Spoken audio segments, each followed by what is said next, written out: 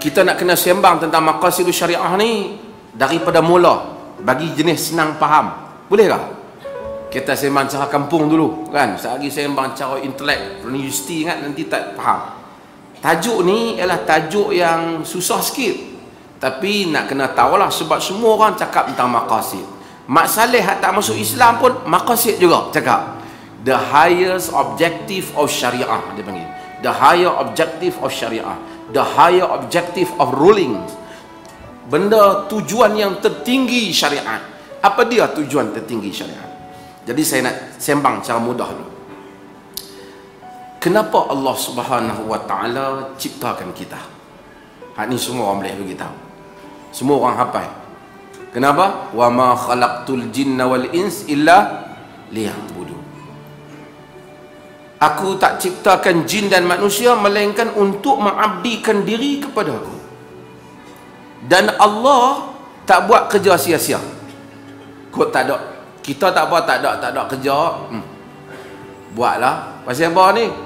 Tak ada kerja saja, tengok TV. Tak ada kerja, orang banyak kerja. Tapi maksudnya Allah tak macam tu. Afa hasibtum annama khalaqnakum abatha wa annakum ilaina la turja'un. Allahnya, adakah kamu sangka kami ciptakan kamu sia-sia, kamu tak balik kepada kami? Allah tak buat sia-sia. Tetapi Allah ni ghaniyun hamid.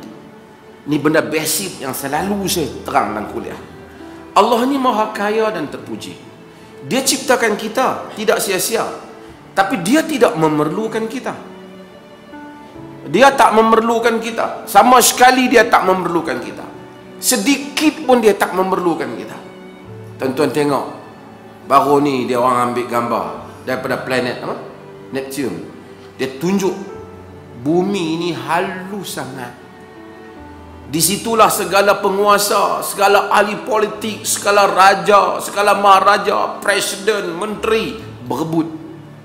Tengok daripada angkasa ni besar debu. Angkasa yang maha luas yang Allah Subhanahu wa taala ciptakan, maha suci Tuhan daripada memerlukan kita.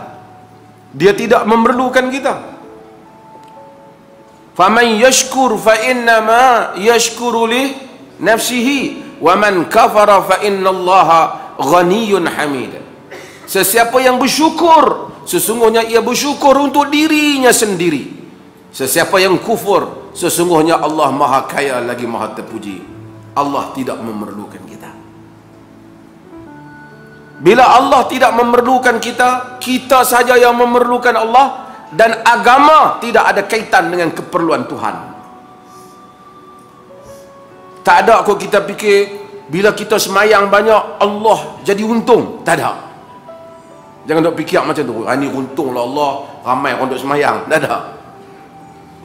Tidak ada apa saja kalau semua orang buat baik pun tidak menguntungkan Tuhan sedikit pun. Di dalam hadis Imam Muslim yang kita baca, hadis qudsi, Allah Ta'ala sebut, ya ibadi law anna awwalakum wa akhirakum wa insakum wa jinnakum kanu ala atqa qalbin rajulin minkum ma zada dhalika fi mulki syai'ah. Wahai hamba-hambaku, jika sekiranya law anna awwalakum, jika yang paling awal sekali di kalangan kamu, wa akhirukum, yang paling akhir. Siapa yang awal? Lah manusia Adam, lah makhluk-makhluk lain lagi. Wa insakum wa jinnakum, insannya, jinnya, ala atqa qalbi rajulin wahidin minkum, berada di atas setakwa jiwa, jantung hati seseorang di kalangan kamu. Ambillah yang paling takwa Nabi kita Muhammad sallallahu alaihi wasallam. Kalau semua berada seperti itu pun, kata Allah, ma zada dzalika fi mulki syai'a, tidak akan menambahkan yang demikian itu pada kekuasaanku, pada kerajaanku sedikit pun. Yakni segala ketaatan kamu, apa yang kamu buat, tak tambah apa pun sikit. Kalau kemudian Allah kata, ya ibadi law anna awwalukum wa akhirukum wa insakum wa jinnakum ala afjari qalbi rajulin wahidin minkum ma naqatha dhalika min mulki syai'a. Jika sekiranya orang yang awal kamu, yang akhir kamu, yang jin dan manusia berada di atas sejahat-jahat jantung hati di kalangan kamu, yang demikian itu tidak mengurangkan sedikit pun pada kekuasaan kerajaan aku. Jadi apabila kita faham ini, kita kena faham satu hal. Agama tidak memberi manfaat kepada Tuhan. Agama tidak memberi mudarat kepada Tuhan. Maka agama yang Tuhan hantar hanya manfaat dan mudaratnya, mudarat tidak ada. Kebaikan dan menghalang mudaratnya hanya balik kepada manusia. Jadi apabila Allah menitahkan dengan satu titah, dia tak akan titah dengan titah yang sia-sia, yang tak ada apa-apa, yang hanya untung belah dia. Tak ada, kerana dia tak perlu. Apabila dia titahkan dengan satu titah dalam Al-Quran ataupun melalui hadis Nabi-Nya SAW, sudah pasti titah itu mempunyai tujuan. Tujuan itulah kita panggil maksad. Maksud, orang Melayu kata maksud. Maksud itu daripada perkataan Arab. Jamak dia, plural dia, maqasid, tujuan-tujuan. Tujuan syarak itulah yang kita perkatakan. Mengapakah Allah menyuruh begini? Mengapa dia tak benar kita buat itu? Mengapa dia suruh kita buat ini? Mengapa dia suruh kita buat itu? Kesemuanya mesti mempunyai tujuan. Tujuannya hanya limaslahatil ibad, hanya untuk kemanfaatan hamba. Itu asas dia nak faham. Jadi kita kena letak dalam pahaman kita, apa saja yang kita amalkan daripada syariat mesti mendatangkan manfaat dan menolak mudarat. Jika tiba-tiba satu orang bercakap tentang syariat Allah, tiba-tiba tak ada manfaat dia, tak ada mudarat dia, tak ada manfaat dia, bahkan membawa mudarat, ia tentulah bukan syariat Allah Subhanahu wa taala. Sekalipun orang bagi dalil, orang sebut macam-macam dalil, dia bukan. Sebab tu Al-Imam Ibn Qayyim dia sebut satu perkataan yang masyhur. Dia kata fa inna syari'ata mabnaha wa asasuha 'alal hikami wal masalihil ibad fil ma'ashi wal ma'ad. Sesungguhnya syariat itu binaannya, asasnya di atas hikmah, kebijaksanaan dan kemaslahatan hamba di dalam kehidupan dan selepas dia mati. Wahya adlun kulluha, syariat itu adil semuanya. Wa rahmatun kulluha, rahmat ke semuanya.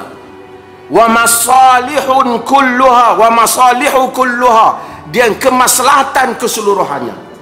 Wa hikmatun kulluha, dan hikmah keseluruhannya. Fa kullu mas'alatin kharajat 'anil adlil ila jawr, semua masalah agama bila dia bahas, dibagi ijtihad, ulama bagi pendapat, kita tengok-tengok, bila dia buat macam tu, keluar daripada adil jadi zalim. Dia kata, no, ini agama, ada nas, tapi dah jadi zalim kalau buat macam tu. Wa 'anil rahmati ila dhiddiha, daripada rahmat jadi dah macam tak rahmat, tapi kata ni Islam, tapi dia bagi dalil. Wa 'anil maslahati ila mafsadah, daripada maslahah jadi mafsadah, daripada kebaikan jadi kepada kerosakan. Wa 'anil hikmati ila al-'abs, daripada hikmah kepada sia-sia. Falaisa minasy syari'ati wa in udkhilat fiha bit-ta'wil, maka itu bukan syariat. Sekalipun ulama ke, tokoh mana ke, siapa kata inilah hukum Tuhan, bukan, kata dia. Kalau dah jadi macam tu, dia bukan syariat. Jadi ini maksud perbincangan maqasid.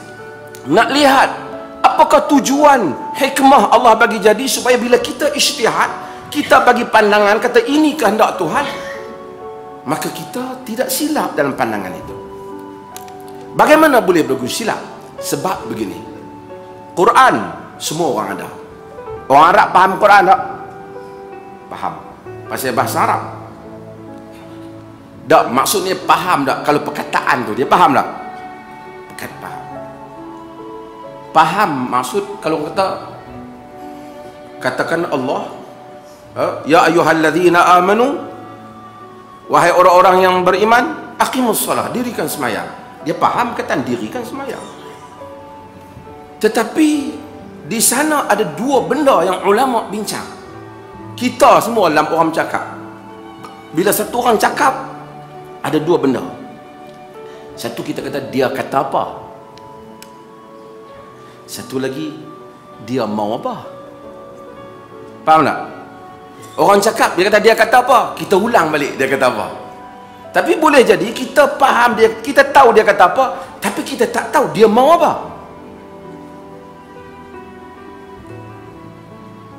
Sebab tu dalam hadis Nabi kita, fala'alla muballighin afqah au aw'a min as-sami'. Boleh jadi orang yang disampaikan nanti, apa yang aku cakap ni, lebih faham daripada orang yang dengar. Sebab tu orang Arab baca Quran, tapi adakah semua orang Arab faham maksud Quran? Walaupun dia faham perkataan-perkataan tu. Macam tuan-tuan orang Melayu dengar syair ataupun dengar puisi, fahamlah perkataan tu. Kita tanya dia kata apa? Tak tahu ni, bahasa jiwang-jiwang ni aku pun tak tangkap. Umpamanya, kerana dari segi perkataan kita faham, tapi dari segi maksud kita tak faham. Maka ada dua benda apabila membaca teks Al-Quran dan teks hadis Nabi. Satu, madza qal, apa Tuhan kata. Satu lagi, madza arada, apa Tuhan mau. Kerana kadang-kadang kita tahu dia kata apa, kita tak tahu dia mau apa.